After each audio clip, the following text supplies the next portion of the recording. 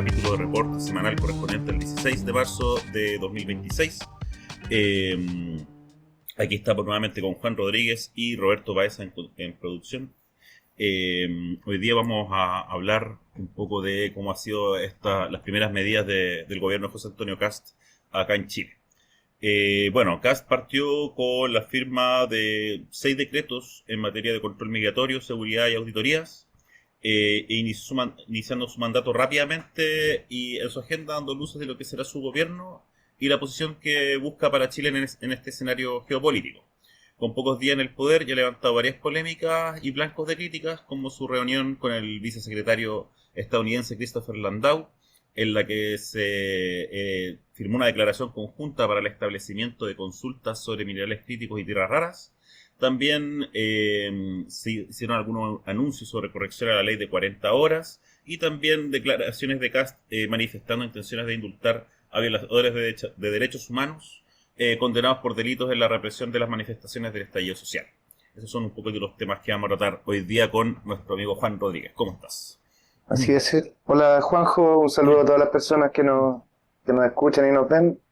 Y por supuesto, continúo con estos temas tan importantes que sobre todo es como la patada inicial, digamos, de este periodo de 4 años que ojalá no se extiendan, digamos, de José Antonio Kast en el poder, y que ya vemos ciertas similitudes con otros gobiernos y ciertas tendencias también, sobre todo como comparándose con el gobierno de Javier Milei y las dinámicas que va desarrollando tanto en la interna como en la externa, principalmente en el vasallaje hacia Estados Unidos, ¿cierto?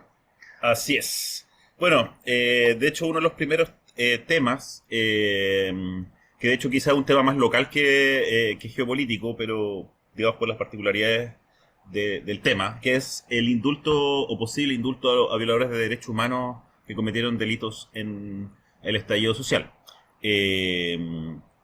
En una entrevista, Kast sostuvo que la facultad de indulto es una facultad que hasta el día de hoy tiene el presidente de la República y yo la voy a utilizar. Eso, en primer lugar, está contraviniendo lo que él mismo señaló de que él no estaba en su programa indultar gente, que fue una de las cosas que dijo durante la campaña. Uno de los nombres que de hecho ha resonado fuerte es el indultado, como que vendría a ser el primer indultado, de José Santiago Faúndez Sepúlveda, militar condenado a 15 años por el delito de violencia innecesaria que provocó la muerte de Romario Veloz Cortés. Y además 2 delitos consumados de violencia innecesaria causando lesiones graves a Rolando Robledo y César Vélez, cometidos el 20 de octubre de 2019, todos estos en la ciudad de La Serena. También se ha hablado de indultar también al carabinero que hirió a Fabiola Campillay, que en este momento no retengo el nombre, y Zamora. Zamora, eso, el cabo Zamora. Y además, y por ahí también se da el dato de que habían alrededor de 100 uniformados, digamos, cumpliendo penas por el estallido social. Así que hay que estar atento ahí con eso, con cómo va evolucionando esto. De hecho, hoy día, en la tercera, el ministro del Interior, Claudio Alvarado, dio una entrevista donde habló del tema y delineó, digamos, su actitud al respecto. El periodista le preguntó... ustedes critican, a propósito de los indultos que hizo Boric, que si ustedes los criticaron, ¿por qué esto es diferente a lo que hizo el presidente Boric? Y Alvarado respondió, los criticamos porque fueron indultos a delincuentes y en algunos casos a personas que participaron en hechos de violencia incluso fueron premiadas con pensiones de gracia. Y aquí el presidente está hablando de personas, funcionarios públicos, que cumpliendo el deber de defendernos de esa violencia desatada, hoy día tienen algunas condenas. Cuando se hagan las evaluaciones y si se decide por indultar a determinadas personas, la sociedad podrá juzgar, el país podrá juzgar. El periodista ahí retruca también diciendo, a propósito del cabo Zamora que fue condenado por el caso de Fabiola Campillay, le preguntan si eso acaso no ¿cómo se dice? Polarizaría el clima político. Y Alvarado también respondió, creo que todas las situaciones y casos de indulto, para hacerlo responsablemente, requieren de análisis y evaluación de los antecedentes. Le preguntan si lo incluiría entonces, y dice, uno a priori no puede excluir. Si hay personas que solicitan un indulto, se evalúan los antecedentes caso a caso, ese es el procedimiento.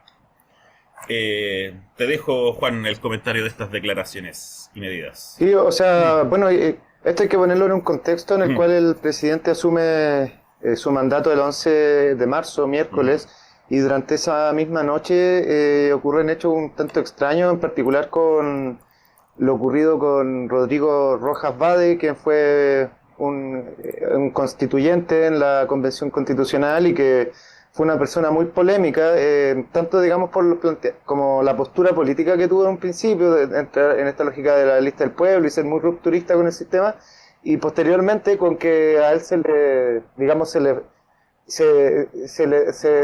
lo funaron, por así decirlo, o sea, se supo públicamente que él simulaba estar enfermo de cáncer como para tener mayor revuelo y andaba en las manifestaciones con, no sé, con sondas, con medicamentos, y que al final él lo que tenía era sífilis, que era una enfermedad que estaba incluida en el auge. Entonces él durante muchos años estuvo haciendo bingos y colectas, no sé, rifas, etcétera, como para pedir plata para tratarse de esta enfermedad que supuestamente tenía y que al final era toda una farsa. Una vez ocurrido esto, fue una piedra del zapato en la Convención Constitucional, porque cualquier cosa que pasara salía a la derecha a decir, oye, y Rojas va encima de un farsante y lo tienen ahí haciendo la constitución de un país. Bueno, esta persona durante la madrugada del jueves, si no me equivoco, fue encontrado rociado con benzina, maniatado, golpeado de gravedad, digamos, con inconsciencia y que tuvo que ser hospitalizado en unidades de tratamiento intensivo y además... Hasta el día de hoy se encuentra en estado de gravedad. Claro, y además digamos con los brazos rayados con el Logan como Viva Cast y No Más Zurdos. Esto generó mucho revuelo, digamos, y en primera instancia incluso tengo entendido que algunos medios lo están barajando, que podría haber sido una especie de autoatentado o una situación simulada en la cual Rojas Vade estaría, digamos, tratando de llamar la atención y de generar una dinámica en la cual la derecha no es violenta, sino que es la izquierda la violenta y que como que tratan de hacer atentados de bandera falsa, etcétera. Lo que la verdad, si es que ocurrió o no, no lo sabemos, pero lo que sí que parece bastante extraño que una persona se rocíe benzina, se amarre las manos, quede inconsciente por golpiza y termine tirado en la mitad de una carretera del camino a Melipilla sin que haya participación de terceros. Es Sí, una en su propio auto, situación además. bastante extraña. ¿Cachai? Y lo que, digamos, lo que uno podría pensar es que fue un acto de ultraderecha, de algún grupo similar a Patria y Libertad o algo así, y que lo que querían hacer era un escarmiento como para dar, vuelvo a decir, la patada inicial del gobierno de José Antonio Kast. Paralelo a esto, entramos en este tema de indultar a militares y uniformados en general que hayan tenido condenas por violaciones a los derechos humanos durante el estallido social. Entonces, como que ya hay una dinámica en la cual, y se ha visto también mediáticamente, en la forma que, por ejemplo, la ministra de Seguridad u otros ministros han tenido participación, que se le da una calidad de ciudadano de primera clase a los uniformados y de segunda clase al resto de la población, y esto lo vemos, digamos, por ejemplo, lo mismo que dijo el ministro Alvarado, de que los indultados por Boric eran delincuentes, en cambio los indultados por Kast serían funcionarios públicos, en una dinámica en la cual se le permite a los funcionarios públicos cometer delitos y crímenes en pos de la seguridad del país y el orden, como una lógica, digamos que el fin justifica los medios y que el fin de estas instituciones no es proteger a la ciudadanía, sino proteger, digamos, la institucionalidad burguesa, la propiedad privada y el concepto de seguridad, digamos, de enemigo interno y de que en la noche ojalá que no se mueva nadie, como una lógica bien dictatorial y pinochetista que Chile obviamente ya ha vivido previamente, pero que ahora lo que busca es generar como una especie de amnistía a este tipo de personajes, para generar la garantía de que cuando les pidan que lo hagan de nuevo, lo vuelvan a hacer. Entonces, es una situación en la cual digamos, el nuevo gobierno está posicionándose y dando a entrever que sus valores obedecen al totalitarismo y o sea, al autoritarismo particularmente y a, digamos, a considerar que las Fuerzas Armadas son superiores y tienen, digamos, un escalafón superior en la sociedad y por lo tanto tienen mayores garantías de poder ejercer este tipo de acciones violentas como las que ocurrieron en el estallido social, las que afectaron a Fabiola Campillay, las que afectaron a Gustavo Gatica, a Belis y a todos los que mencionaste previamente, pero también generar un marco de impunidad con este tipo de acciones que podrían haber afectado a Rodrigo Rojas Vade. De hecho, en particular, la vocera de gobierno, Cedini, dijo al día siguiente que pasó lo de Rojas Vade que era una evidencia del clima de inseguridad y la crisis de inseguridad que existe en Chile. Entonces, en el fondo, un crimen que es abiertamente, o pareciera ser abiertamente político, ella al tiro lo atribuye a un delito común. Y eso ya es una forma de tratar el tema que particularmente, digamos, podríamos asociar a una dinámica fascista. Sí, sí, claro. Efectivamente, de hecho, es tratarlo como un delito común, incluso tiene consecuencias jurídicas, digamos. O sea, cuando uno comete un delito con con un móvil político, tiene otras consecuencias en términos jurídicos que cuando es un delito común, digamos, asalto a alguien para robar un celular, digamos. Claro. Eh, y bueno, una cuestión bastante contradictoria respecto al tema de los indultos, digamos, digamos, respecto al propio discurso de Kast, es que eh, además de que, digamos, se critican los indultos de Boric, pero se genera este empate, digamos, respecto a los indultos que a él que a él le caen bien, digamos, porque al final son todos delincuentes. En la medida que alguien es delincuente, en la medida que un tribunal de justicia te juzga por haber infringido la ley, digamos. Entonces, digamos, en este caso, ambos, o sea, digamos, en este lenguaje al menos ambos serían delincuentes y además Cast insiste, y de hecho le preguntaron a propósito del mismo caso Rojas Vade, que él no era partidario de la violencia. Sin embargo, si tú indultas a gente que está condenada por casos de violencia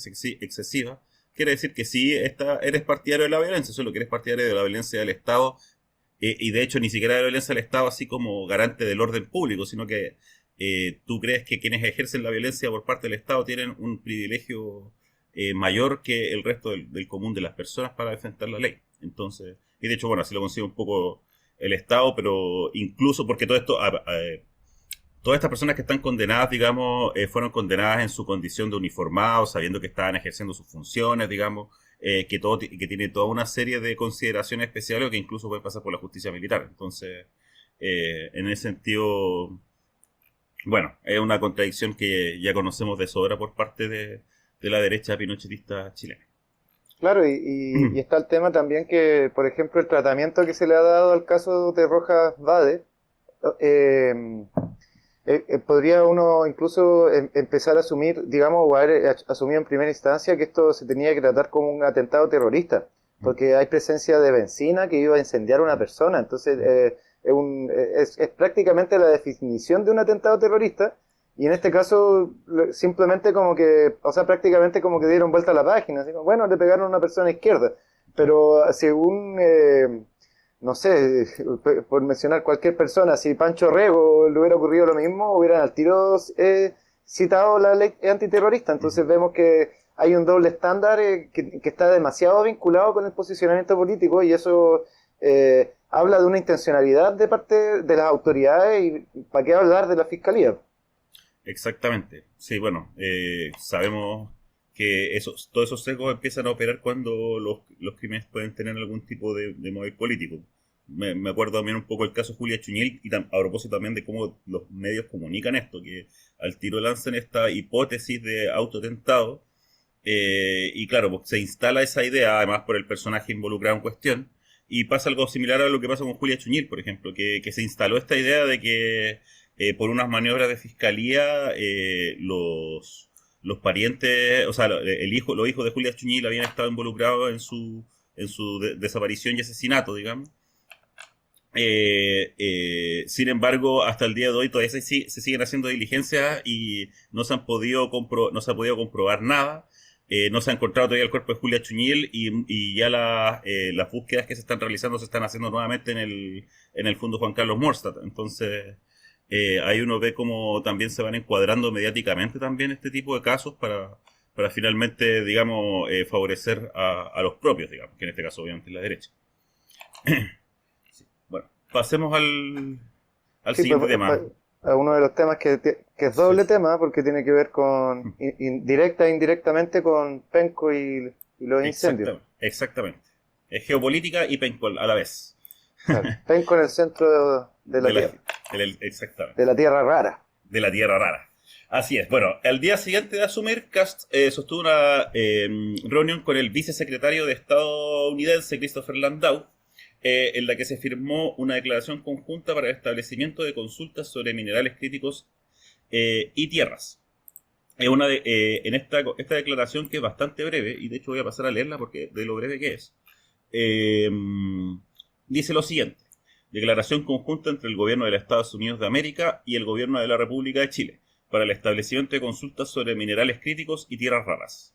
Nosotros, como representantes de nuestros gobiernos, reafirmando los estrechos lazos de cooperación entre ambos países, tanto en el marco del Tratado de Libre Comercio de 2003 como bajo distintos foros multilaterales, considerando que el apoyo mutuo al suministro de minerales críticos resulta fundamental para la seguridad nacional y las industrias comerciales de ambos países, tomando en cuenta en que los minerales críticos son esenciales para la producción de tecnologías avanzadas y buscando acciones que propendan a la resiliencia y seguridad de las cadenas de suministro de minerales críticos, declaramos: 1. Establecer consultas entre las contrapartes técnicas correspondientes sobre minerales críticos y tierras raras. 2. Entre otras materias, las consultas buscarán abordar el desarrollo de mecanismos que fortalezcan las cadenas de suministro de minerales críticos y tierras raras. B. La identificación conjunta de proyectos de interés para abordar las brechas en las cadenas de suministro prioritarias. C. Gestionar la chatarra de minerales críticos y tierras raras con el fin de apoyar la diversificación de las mismas. Y D. Explorar mecanismos de financiamiento, tanto privados como estatales, para proyectos de inversión en minerales críticos. 3. Las consultas podrán realizarse en persona o por medios tecnológicos cada año en el periodo que se decida. La primera de estas consultas se realizará dentro de los próximos 15 días y tendrán por objeto consensuar un acuerdo sobre estas materias.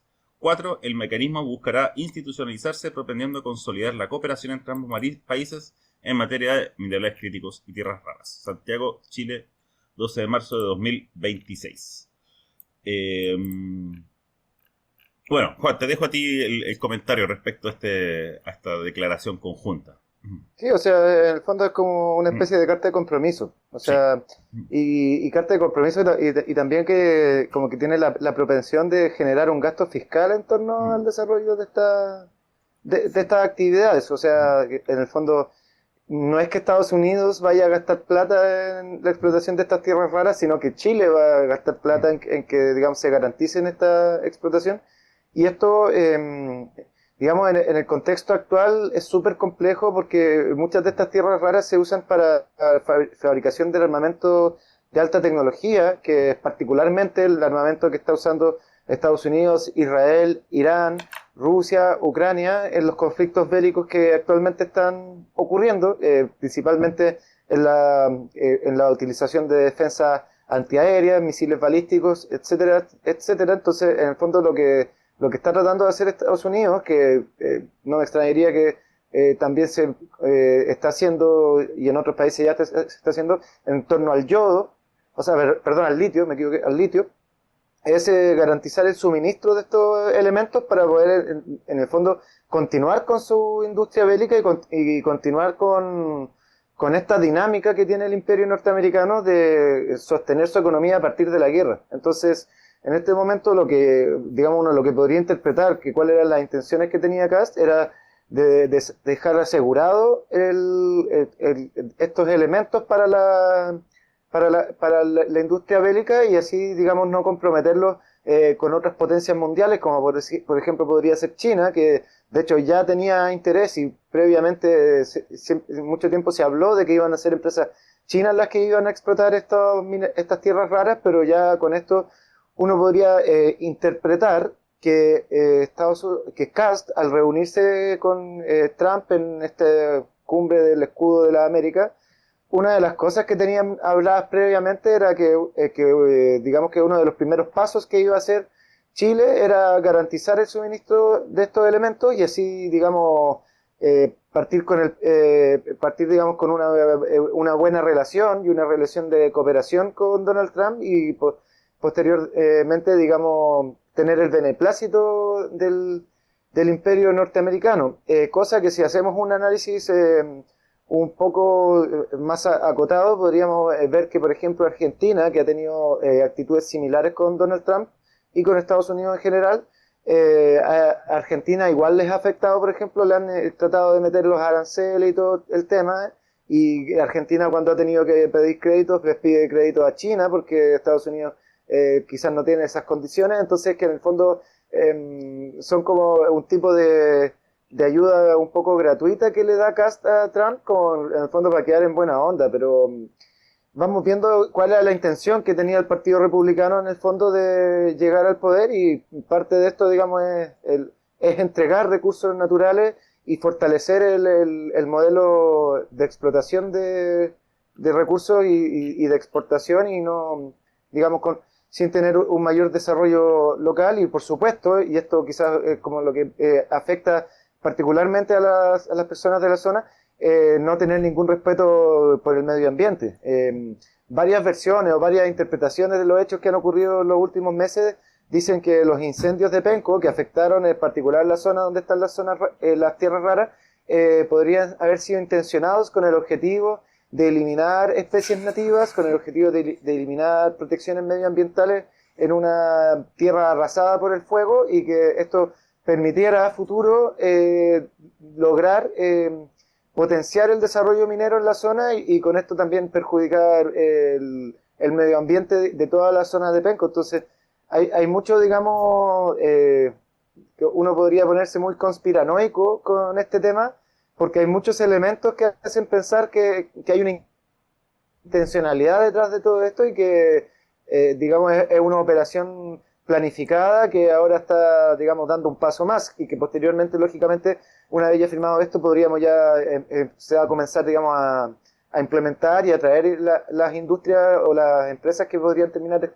explotando estas tierras, ¿cierto, Juanjo? Sí, sí, bueno, de hecho en Penco el proyecto ya estaba, o sea, era un proyecto que ya estaba en estudio, digamos, y de hecho el proyecto, de hecho el mismo CAS denunciaba que por comillas, 6 naranjillos, estaba paralizado el proyecto de minería de tierras raras en esa zona de Penco.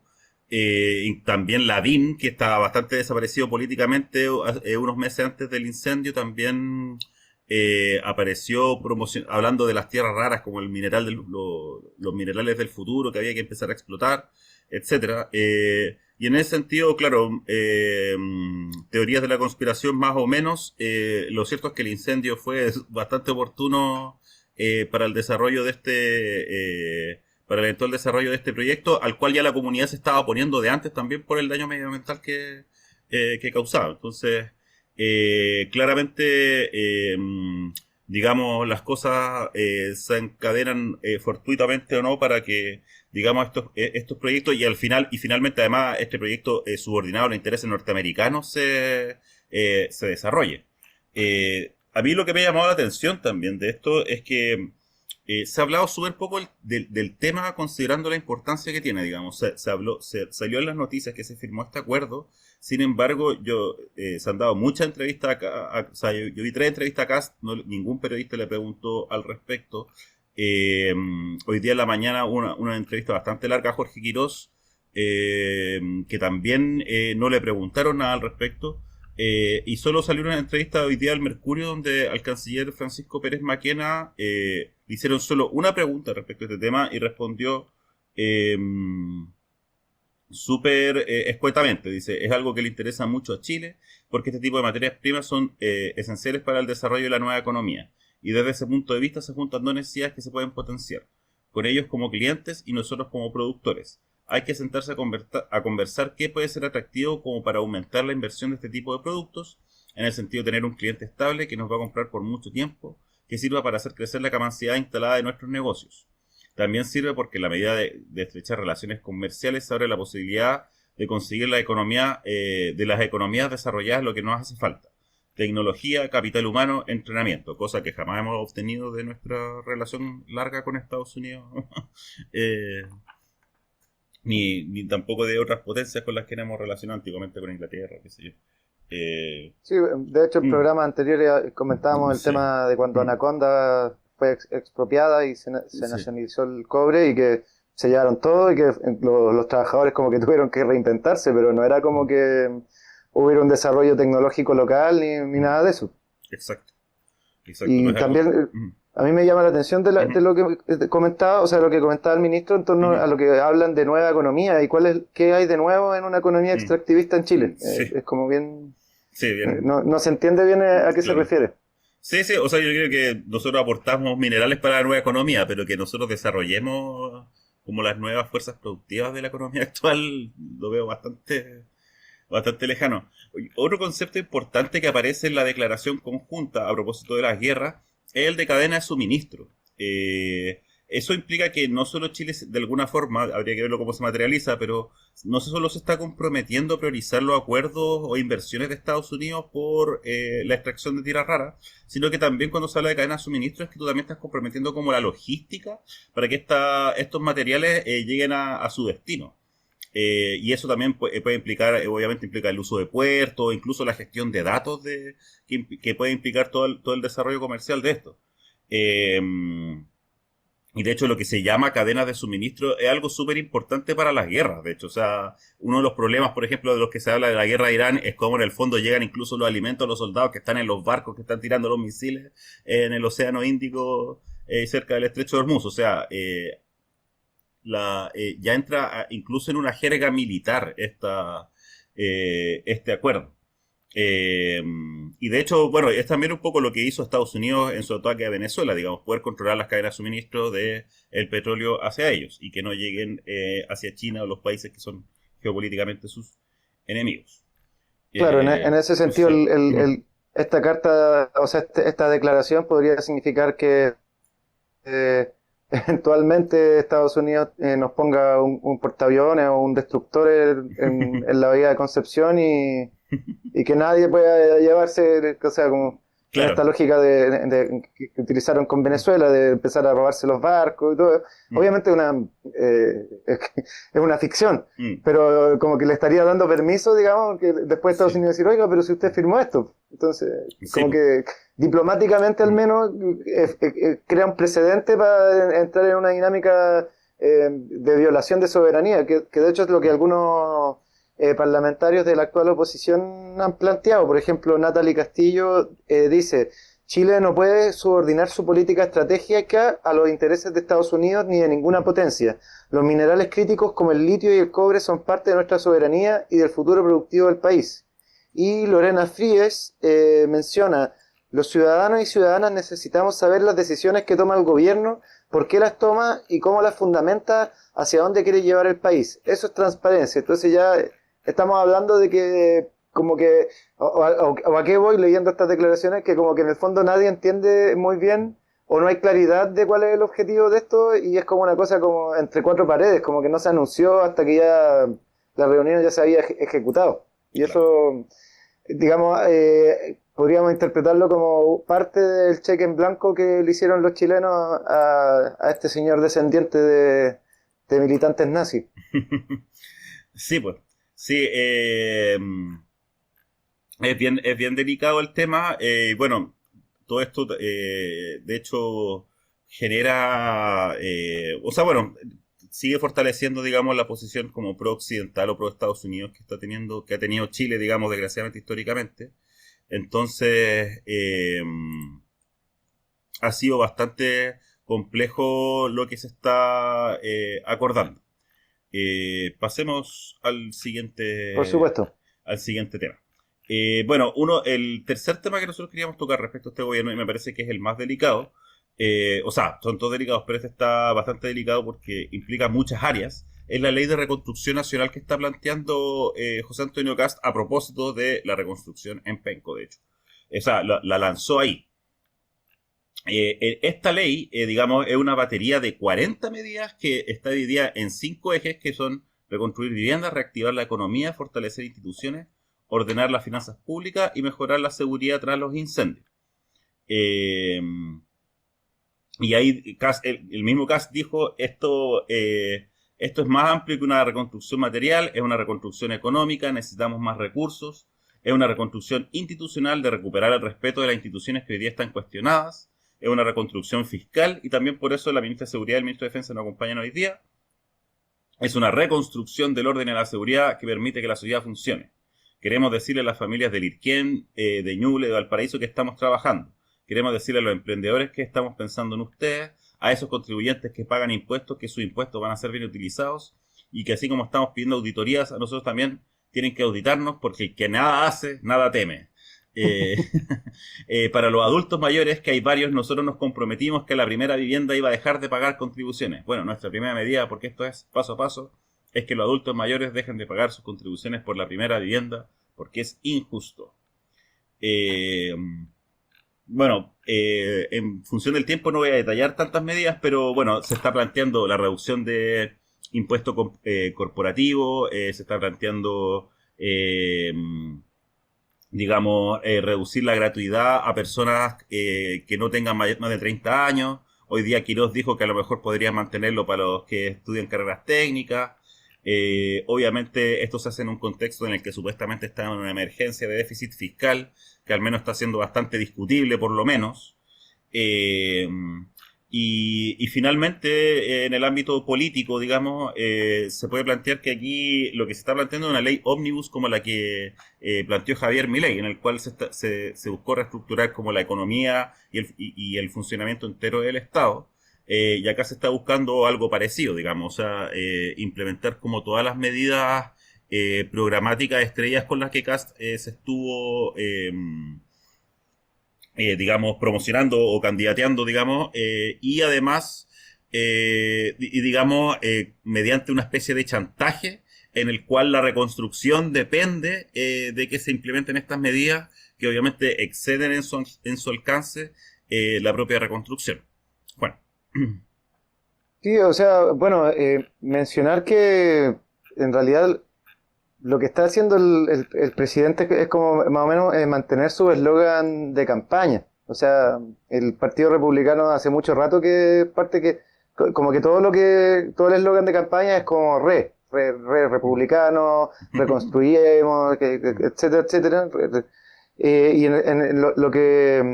Lo que busca es como generar una sensación en la población de que se está haciendo algo y que se está cambiando las cosas. Pero si vemos en realidad, digamos, la letra chica, es una ley que lo que busca es aumentar la privatización de servicios en el fondo, y partiendo por la educación. O sea, mantener, por ejemplo, que la banca siga financiando la educación, es una dinámica para fortalecer digamos, la lógica privada de educación, en la cual también, digamos, las instituciones públicas recaen, y generando como un coletazo a las personas, digamos, que apoyaron a Boric, yo diría, en particular en el tema del CAE. Porque Boric ganó, digamos, en gran parte de votos cuando ganó, porque dijo que iba digamos, a perdonar el CAE, un gran perdonazo, y al final esto no se concretó en el Congreso porque no tuvo el poder, y lo que están diciendo ahora es como, bueno, esa ley de condonación del CAE la vamos a eliminar y vamos a aumentar digamos, la forma de recaudación o de cobranza de cobro, del CAE. Sí. Y eso que es lo que hace, en el fondo, es como es como una medida de choque hacia como la generación que podría haber apoyado a Boric. El tema de reconstrucción es súper complejo primero porque genera la sensación hablando en particular de la reconstrucción de los incendios en Viña del Mar, que Boric no tuvo la intención de reconstruirlo, que es algo que también ha sido polémica durante cierto tiempo, que el ex ministro Carlos Montes como que fue negligente, o así digamos, sí fue negligente en cuanto al proceso de reconstrucción de estas zonas, y que entonces, ¿qué es lo que dice? Ahorremos, y así vamos a poder gastarnos la plata en eso, y entonces al tiro dejar mal parado al gobierno anterior. Y por último, o sea, bueno, entre las muchas cosas que uno podría comentar, pero lo último es que uno ve que al final la ultraderecha logró meter la patita en torno a la eliminación de las contribuciones a las primeras viviendas, que fue parte del proyecto constitucional de la favor o en contra del segundo proceso constituyente, en el cual se decía que la primera vivienda en general iba a eliminar las contribuciones. ¿Cuál es el pero? Que es algo que, si no me equivoco, ay, me pongo borroso. Sí, eso. Me censuré, Mm. me autocensuré. Bueno, ahí sí, me faltaba luz. Eh, Como decía, creo que Francisco Vidal, si no me equivoco, hizo una intervención en televisión donde especificó mucho eso. O sea, no lo especificó, sino que lo comentó, que tiene que ver con que la mayoría de las viviendas que pagan contribuciones o primeras viviendas que pagan contribuciones están ubicadas en las comunas ricas de Santiago, no sé, mal llamadas Viconchea, Vitacura, Las Condes, Ujú. Los Barnechea, Providencia, La Reina, si se quiere también. Que son particularmente las comunas que más ingresos tienen, pero que en el fondo de esos ingresos se reparte a las comunas más pobres de Chile y que esto en el fondo lo que afectaría principalmente es los ingresos que tienen las comunas más pobres, pero no afectaría a la gran masa de adultos mayores o a la gran masa de personas que tienen primera vivienda, porque la mayoría de las viviendas en Chile, por un tema de valorización, no pagan contribuciones.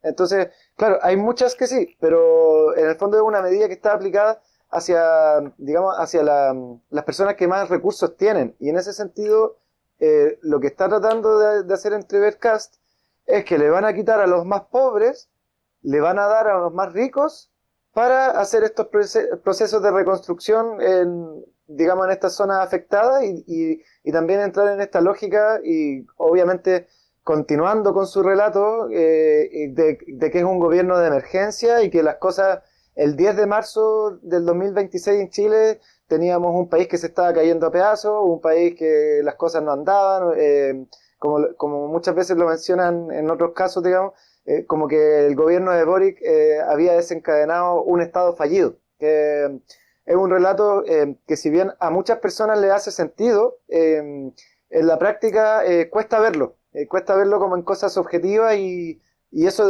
digamos, es parte de lo que también, lo que también se ha planteado en la dinámica, que el punto que vamos a ver después, digamos, que tiene que ver con que no hay arcas fiscales. Entonces, como que un relato que lo que busca es fortalecer el rol o la imagen que tiene José Cast de como una especie de salvador del país y así fortalecer, digamos, la forma, por qué votaron por él muchas personas en la dinámica que es una persona de clase alta, una persona descendiente alemán y todo, que ya de por sí genera una impresión no sé si de superioridad es la palabra, pero sí como de alta alcurnia y de, digamos, persona que resuelve y que tiene mayor poder que el resto para gran parte de la población. Entonces, digamos, al menos simbólicamente podríamos interpretar parte de este boceto de ley, borrador de ley, como aquella forma, digo yo. Sí, sí, sí. Bueno, se nos está acabando el tiempo. Queda mucha reflexión. Yo creo que vamos a seguir analizando esta especie de ley ómnibus de Cast. Yo solo dejo la reflexión de que es gracioso porque se les va a cobrar el CAE a la generación que no puede comprar casa, pero a las personas que sí pueden comprar casa no le van a cobrar impuestos para poder al momento de comprar esa casa. Perdón el trabalengua, pero creo que se entendió. Le mandamos un saludo a toda la audiencia de Radio Mapa, un saludo a Roberto que está en la producción y un saludo para ti, Juan. Que tengas muy buena semana.